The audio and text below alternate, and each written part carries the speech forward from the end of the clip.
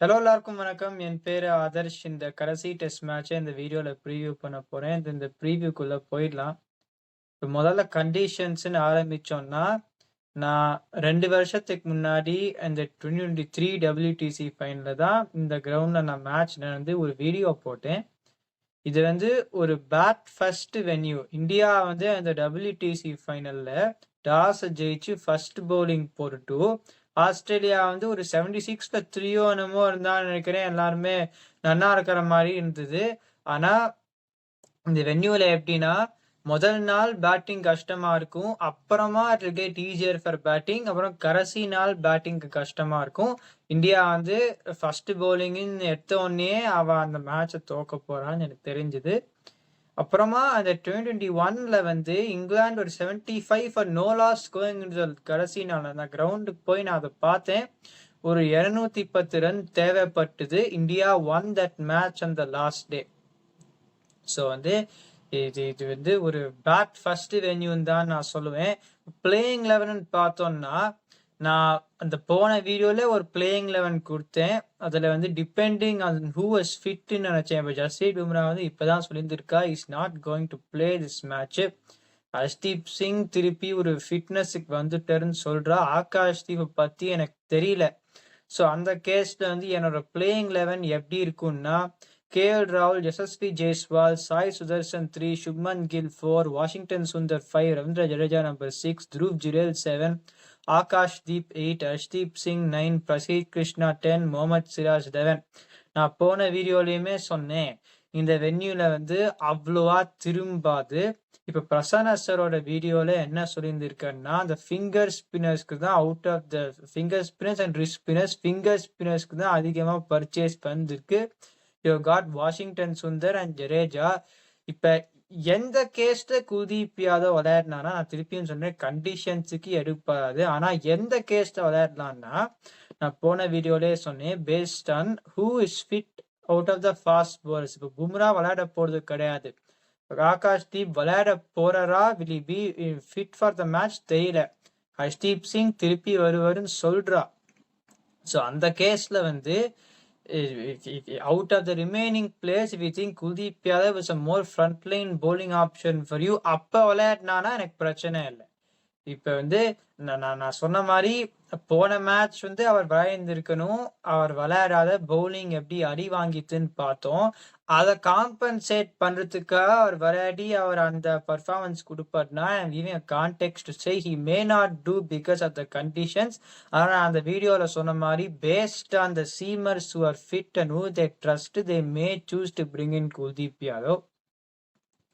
ஆனா அந்த சீமர்ஸ் எல்லாருமே ஃபிட்டா இருந்தா ஆகாஷ் தீப், ஹர்ஷ்தீப், பிரசித் கிருஷ்ணா, முகமது சிராஜ், ஒருவேளை trusting Kuldeep Yadav over some of the other சீமர்ஸ்னா எனக்கு தெரியல. நான் எதனால இந்த 11க்கு போறேன்னா, ஒருவேளை இப்ப இங்கிலாந்து அடிச்சு விளையாடி ஒரு சீமர் அடி வாங்கினான்னா, பாக்கி 2 சீமர் தான் இருக்கும்.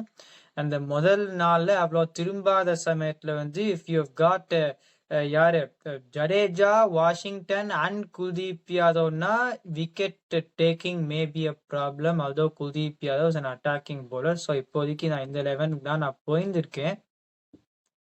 இது தவிர இந்தியாவுக்கு ஒன்றும் சொல்றதுக்கு இல்லை.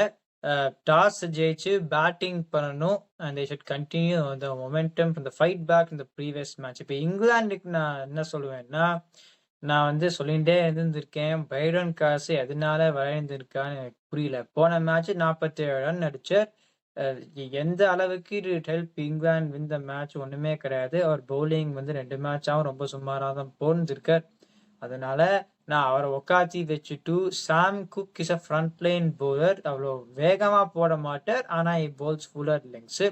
அதுக்கு தகுந்த மாதிரி இப்ப நான் முன்னாடி இதை பண்ணியிருக்க மாட்டேன். ஆனா பென் ஸ்டோக்ஸ் இப்ப இன்ஜூர் ஆயிட்டார், எவ்வளவு பவுலிங் போட போறதுன்னு தெரியல. சாம் குக் ஒரு டிஃபென்சிவ் பவுலர். ஜோஃப்ரா ஆர்ச்சரும் நிறைய ஓவர் போட்டு பயோமெக்கானிக்லி ஆக்ஷன் இஸ் ஸ்ட்ரென்யூஸ். அவர் கடைசியிலையும் பேஸ் இறங்கி போச்சு. அதனால ஜோஃப்ரா ஆர்ச்சரும் ஒரு ஃபுல் டில்ட்ல போடலைன்னா, கிறிஸ் வோக்ஸ் போட்டா ஒரு 1 டிமென்ஷனல் ஆயிடும். அதனால கஸ் அட்கின்சன் அவரும் பேட்டிங் விளையாடுவார், அவர் வேகமாகவும் போடுவார். அதனாலதான் அந்த 2 மாற்றமும் நான் பண்ணியிருந்திருக்கேன். இதுக்கு மேல இங்கிலாந்துக்கு ஒன்றும் சொல்றதுக்கு இல்லை. Maybe they may go with Brydon Carse. ஆனா it will weaken their attack according to me. அதனால தான் இந்த கேஸ்ல வந்து இப்படிதான் நான் போவேன். பிளேயிங் 11 கம்பேரிசன் எப்படி இருக்கும்னா, இப்போ டாப் 4 இந்தியாவுக்கு கேஎல் ராகுல், யசஸ்வி ஜெய்ஸ்வால், சாய் சுதர்சன், சுப்மான் கில்.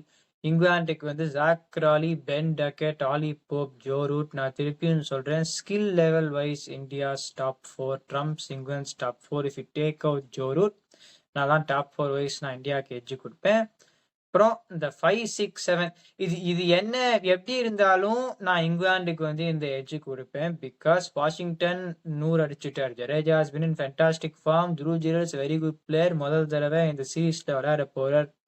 அப்புறம் ஹாரி ப்ரூக் அடிச்சு தான் விளையாட போறார். பென் ஸ்டோக்ஸ் வந்து he won't be consistent. ஆனா என்ன சொல்றது, அவரும் he can play double roles. Jamie Smith has been very good in this சீரீஸ்னால கடைசியிலுமே அடிச்சு விளையாடுற பிளேயரா இருக்காங்கிறதுனால நான் இங்கிலாந்துக்கு வந்து நான் அந்த லோவர் மிடில் ஆர்டர் எட்ஜி நான் எப்பயுமே கொடுத்துருக்கேன். அப்புறம் பவுலிங், இப்ப இந்தியாவுக்கு ஆகாஷ் தீப், இஃப் ஃபிட், ஹர்ஷ்தீப் சிங், பிரசீத் கிருஷ்ணா, முகமது சிராஜ். இங்கிலாந்துக்கு வந்து ஜோஃப்ரா ஆர்ச்சர், சாம் குக், கஸ் Atkinson, Ben Stokes. You don't know if you will be able to bowl. So because of that, depending on the options that India have got fit, if they've got these options fit, India will take a slight edge over England in this match. ஏன்னா இப்போ நான் சொன்ன மாதிரி இங்கிலாந்து வந்து Brydon கார்ஸையும் கிறிஸ் வோக்ஸையும் விளையாடினா this attack can get one dimension. If Brydon Carse continues to not bowl well, Ben ஸ்டோக்ஸால அவ்வளோ ஓவர் போட முடியலன்னா போலிங் வந்து கொஞ்சம் வீக்காக தான் தெரியும். So I can with India to win this match and make it 2-2. என்ன நடக்குதுன்னு பார்க்கலாம். இந்த வீடியோ என்ஜாய் பண்ணீங்கன்னா லைக் பண்ணுங்க, சப்ஸ்கிரைப் பண்ணுங்க, ரெக்கர் ஃப்ரெண்ட் மை ஒப்பீனியன்.